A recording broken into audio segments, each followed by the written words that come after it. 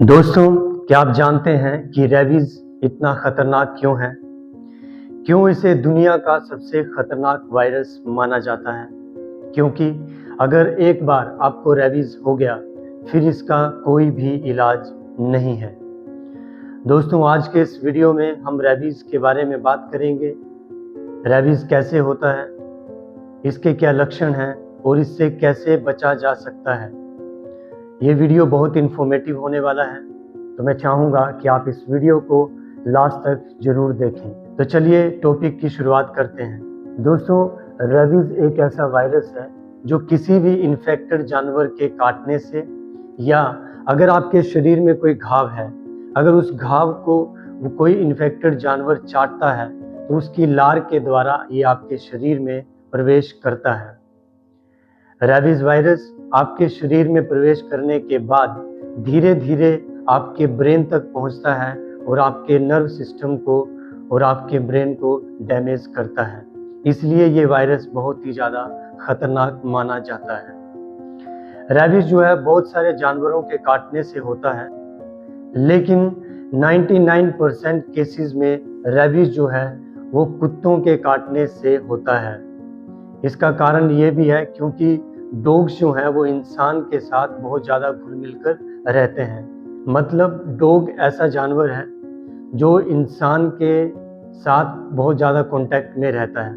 बहुत से लोग डॉग पालते भी हैं और हमारी गलियों में और गांव में इधर उधर भी डॉग जो है वो खुले में घूमते रहते हैं। तो इसीलिए 99% केसेस जो रेबीज के आते हैं उनमें डॉग बाइट जो है, डॉग का काटना जो है वो एक मेन कारण होता है। यहाँ पर मैं आपको एक बात बताना चाहता हूँ कि सभी तरह के डॉग्स में रेबीज नहीं होता है। मतलब कि सभी डॉग्स के काटने से आपको रेबीज नहीं होता है, लेकिन किसी भी डॉग को आप ऊपर ऊपर से देख के आप ये नहीं पहचान सकते हैं कि उसके अंदर रेबीज वायरस है या नहीं। इसीलिए जब भी कोई डॉग आपको काटता है या आपको स्क्रैच भी करता है तो आपको तुरंत डॉक्टर की सलाह लेनी चाहिए और इस बात को आपको नज़रअंदाज नहीं करना चाहिए।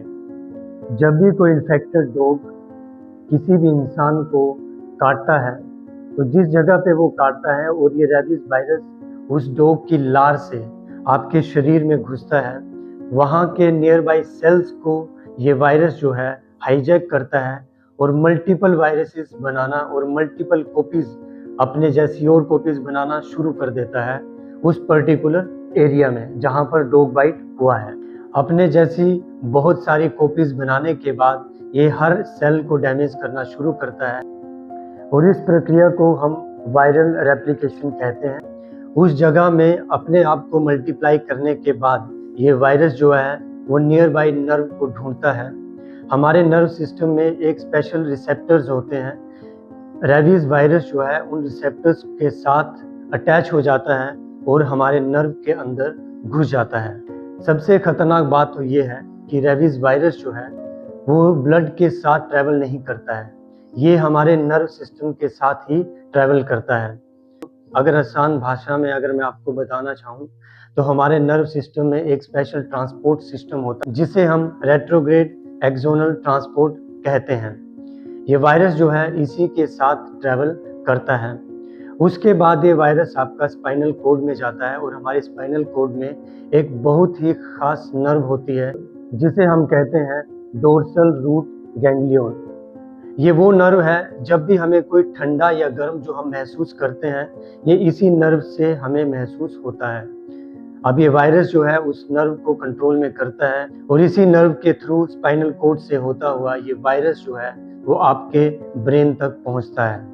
ब्रेन में पहुंचने के बाद ये वायरस जो है बहुत तेजी से अपने आप की कॉपीज बनाना शुरू कर देता है। मतलब अपने आप को बहुत ज़्यादा मल्टीप्लाई करना शुरू कर देता है, अपने जैसे और भी वायरस बहुत तेजी से बनाना शुरू करता है और हमारे ब्रेन सिस्टम को हाईजैक करता है, वहाँ के न्यूरॉन्स को और नर्व्स को जो है ये डैमेज करता है।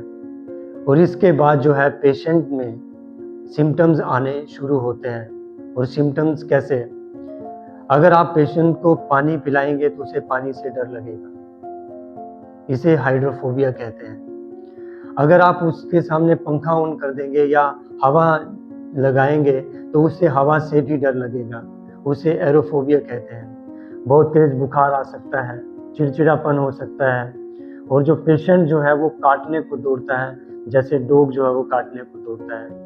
वो इसलिए होता है क्योंकि उसके ब्रेन का उस पर कोई कंट्रोल नहीं रहता है।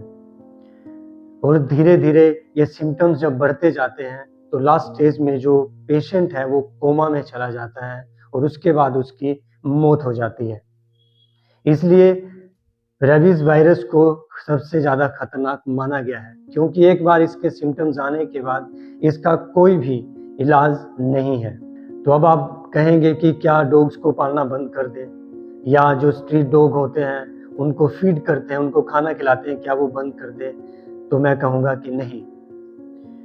लेकिन हाँ, आपको बहुत सी सावधानियां जो हैं वो बरतनी पड़ेंगी। सबसे पहले, अगर आपको कोई डॉग बाइट होता है, अगर कोई कुत्ता आपको काटता है या स्क्रैच भी करता है, तो सबसे पहले WHO ने भी बताया है कि घाव वाली जगह को 15 मिनट तक, 10 से 15 मिनट तक साफ पानी से साबुन के साथ अच्छे से धोएं।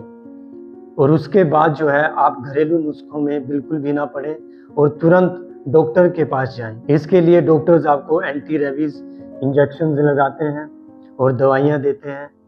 और हाँ, डॉक्टर की सलाह ज़रूर मानें। अगर डॉक्टर ने जिस जिस डेट पे आपको इंजेक्शन लगवाने के लिए कहा है, आपको उसी डेट पे जाके वो इंजेक्शन लगवाने हैं और आपको इसका कोर्स जो है वो पूरा करना है।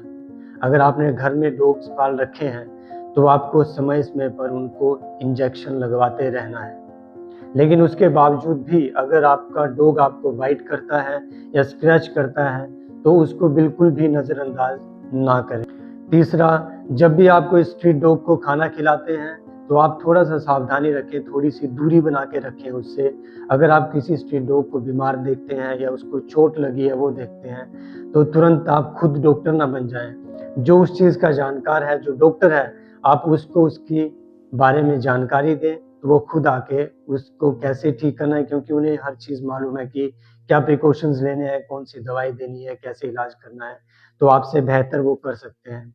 अगर आप वो खुद करने जाएंगे तो हो सकता है कि आप रेबीज वायरस की चपेट में आ जाएं। आखिर में दोस्तों, मैं आपको यही कहना चाहूँगा कि रेबीज एक भी ऐसी बीमारी है जिसका इलाज सिर्फ और सिर्फ अवेयरनेस है। एक बार अगर आपको रेबीज हो गया फिर उसका कोई भी इलाज नहीं है और उसका रिजल्ट है सिर्फ मौत। तो इसीलिए आपको सावधानी बरतनी चाहिए ताकि आप इस तरह के खतरनाक वायरस से अपने आप को और अपने फैमिली को बचा सकते हैं। और अगर आपको ये वीडियो इन्फॉर्मेटिव लगा हो तो हमारे चैनल को सब्सक्राइब जरूर कर दें।